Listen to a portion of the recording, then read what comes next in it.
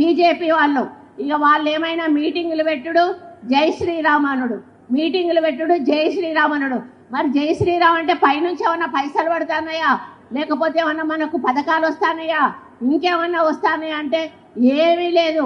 తీసుకొస్తారు, మోడీతోటో మీటింగ్ పెట్టిస్తారు, 4 హిందీలో మాటలు మాట్లాడిస్తారు, ఎల్లగొడతారు. ఇక్కడ ఉన్నటువంటి 2 మంత్రులు సపోర్ట్ చేయరు, ఇక్కడ ఉన్నటువంటి జిల్లా అధ్యక్షుడు సపోర్ట్ చేయడు. మరి కేంద్రం నుంచి రావాల్సిన మనకు ఏవైతే ఉన్నాయో వాటి నిధులను రప్పించే ప్రయత్నం చేయరు. మరి మనకు అన్యాయం జరుగుతున్నా కూడా నోరు పూసుకొని కూర్చుంటారు. బీజేపీ మీటింగ్ పెట్టి జై శ్రీరామ్ చెప్తే ఏం మాట్లాడారని చెప్తా ఉంటారు. ఎందుకు వీళ్ళు ఇట్లా మాట్లాడతారు? ఆ భగవంతుడు వీళ్ళకి దుర్బుద్ధి ఎందుకు ప్రసాదిస్తాడో, వీళ్ళ దేవాలయ శాఖ మంత్రులుగా ఎట్లా చలామణి అవుతుందో ఆ భగవంతుడే కాపాడాలి కాంగ్రెస్ పార్టీని. నాటి సోమనాథ్ మందిర నిర్మాణాన్ని వ్యతిరేకించిన తొలి దేశ ప్రధాని జవహర్లాల్ నెహ్రూ గారి దగ్గర నుంచి మొదలుకుంటే నేటి రామ మందిర నిర్మాణాన్ని వ్యతిరేకించినటువంటి శ్రీమతి సోనియా గాంధీ, రాహుల్ గాంధీ వరకు కాంగ్రెస్ పూర్తిగా హిందూ వ్యతిరేక పార్టీ. కాంగ్రెస్ పూర్తిగా హిందూ దేవుళ్ళని అవమానించినటువంటి పార్టీ. సోమనాథ్ మందిర ప్రతిష్టా కార్యక్రమానికి నాటి ప్రెసిడెంట్ ని వెళ్ళొద్దని కోరినటువంటి ప్రధానమంత్రి నాటి ప్రధాని జవహర్లాల్ నెహ్రూ గారు. రామ మందిరం పూర్తి అవుతుందా అనేక సక్కాలాడి పూర్తి అయిన తర్వాత నిర్మించబడిన రామ మందిరానికి ఈ రోజు దాకా అడుగుపెట్టినటువంటి వ్యక్తులు కాంగ్రెస్ పార్టీ అధ్యక్షుడు, మాజీ అధ్యక్షురాలు, కాంగ్రెస్ నాయకురాలు సోనియా గాంధీ, రాహుల్ గాంధీ. ఒక వీళ్ళకే కాదు, జై శ్రీరామ్ అనొద్దని 15 సంవత్సరాలు ముఖ్యమంత్రిగా పనిచేసిన దీదీ బెదిరించింది. మేము చెప్తున్నాం గర్వంగా బీజేపీలో మేము రాముని వారసులమే, ఈ గడ్డ రాముని వారసత్వంతో వచ్చింది, జై శ్రీరామ్ అనే అంటాం. లేకపోతే జై సోనియా అంటే పైసలు వస్తాయా? జై ఇందిరమ్మ అంటే పైసలు వస్తాయా? ఇందిరమ్మ అంటే ఎమర్జెన్సీ వస్తుంది, సోనియమ్మ అంటే ఇటలీ వస్తుంది, ఈ దేశ పౌరసత్వం యానికి వస్తుంది. ఈ పిచ్చి మాటలు ఎందుకు మాట్లాడతారో బాధ్యత స్థానం నుండి అర్థం కాదు. మీరు దేవాదాయ శాఖ మంత్రి, మీరు ప్రతి మీటింగ్ లో జై కాంగ్రెస్ జై సోనియా అంటున్నారు. ఎన్ని పైసలు వచ్చినాయి చెప్పుర్రి. ఢిల్లీలో అధికారం లేని సోనియా గాంధీ ఏం పైసలు ఇస్తుందో చెప్పుర్రి. ప్రజలు పన్నులు కడితే వచ్చిన పైసలతో ఇల్లు కట్టి ఇందిరమ్మ ఇల్లు అని పెడుతున్నారు. ఎన్ని పైసలు వస్తున్నాయి ఇందిరమ్మ పేరు చెప్తే చెప్పుర్రి. ఏది మేము బరాబర్ అంటామో అని చెప్తున్నాం. రాహుల్ గుడి కడతామో అని చెప్పినాం, కట్టినాము. ఆర్టికల్ 370 రద్దు చేస్తామని చెప్పినాము, చేసినాము. ట్రిపుల్ తలాక్ రద్దు చేస్తాము అన్నాం, రద్దు చేసినాము. రేపు యూనిఫామ్ సివిల్ కోడ్ తెస్తామని చెప్తున్నాం, తెస్తాము. మహిళా రిజర్వేషన్ బిల్లు తెస్తామని చెప్పినాం, తెచ్చినాము. రేపు డీలిమిటేషన్ చేస్తామని చెప్తున్నాం, చేస్తాము. రేపు జమిలీ ఎన్నికలు చేస్తామని చెప్తా ఉన్నాం, చేస్తాం. భారతీయ జనతా పార్టీ మాట అంటే మాట కోసం ఉంటది. నరేంద్ర మోడీ గారి నాయకత్వంలో చెప్పిందే చేసినాం. మమ్మల్ని కాదన్నోళ్ళు, మమ్మల్ని ఎదిరించిన వాళ్ళు, రాముని నిందించిన వాళ్ళు, కేజ్రీవాల్, మమతలు, దీదీలు, దాదాలు అడ్రస్ లేకుండా పోయి విదేశాల్లో, తెలంగాణలో కూడా మీరు అడ్రస్ లేకుండా పోతారు. శ్రీమతి కొండా సురేఖ గారు అర్థం చేసుకోండి. మేము రాముని వారసులమే, శూర్పణఖలకు వారసులం కాదు, రావణాసురులకు వారసులం కాదు. మేము వాళ్ళ తరఫున అవకాశం చేయలేదు. మేము చేసేది ఏ తండ్రి మాటను జవదాడని రాముని కోసం మాట్లాడతాం, అన్నదమ్ముల అనుబంధాన్ని తెలిపే రాముని గురించి మాట్లాడతాం, రామరాజ్య స్థాపన అని చెప్పి మాట్లాడినటువంటి మీరు పొద్దుగా లేతే గాంధీ అనే తోకలేక బతకలేని గాంధీ గారి సమాధి మీద ఉన్నటువంటి శ్రీరామ్ గురించి, హే రామ్ గురించే మాట్లాడతాం తప్ప ఇంకొకటి మాట్లాడాం. నీకున్న సమస్య ఏం చెప్పు. జై శ్రీరామ్ అంటే పైసలు వస్తామని అడిగిన మంత్రి గారు. ఏమంటే పైసలు వస్తాయి? పైసలు రావాలంటే ఏమంటే వస్తాయి? జై సోనియా అంటే పైసలు వస్తాయా? జై రాహుల్ గాంధీ అంటే పైసలు వస్తాయా? ఏమనాలి మరి? ఎందుకు ఇట్లా మాట్లాడతారు?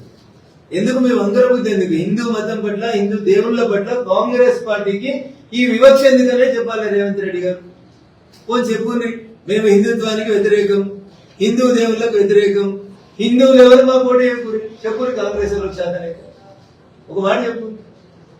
15 ఏళ్లు పాలించి ఇట్లే అరిచింది, కనీసం ఎమ్మెల్యే పదవి కూడా గెలవలేకుండా పోయింది మమతా బెనర్జీ.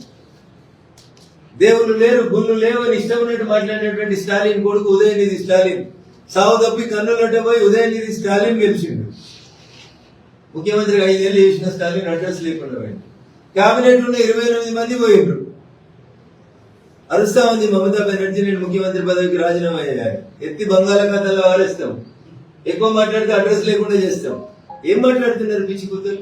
రాజ్యాంగాన్ని గౌరవించరు, ప్రజాస్వామ్యాన్ని గౌరవించరు, ప్రజలు ఇచ్చిన తీర్పుని గౌరవించరు.